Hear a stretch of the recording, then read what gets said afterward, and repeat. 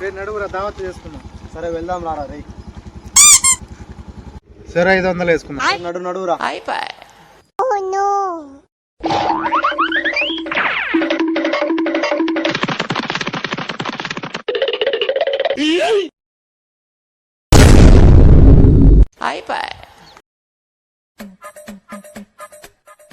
అన్నా రే ఫంక్షన్ ఉంది, కొంచెం సేవింగ్ కొంచెం నీటి తగ్గింది.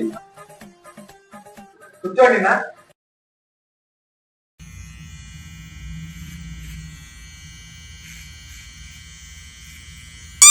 A few minutes later. నా అయిపోయింది చూసుకోండి. నా సేమ్ పండు కోతి లెక్కన ఉన్నావురా.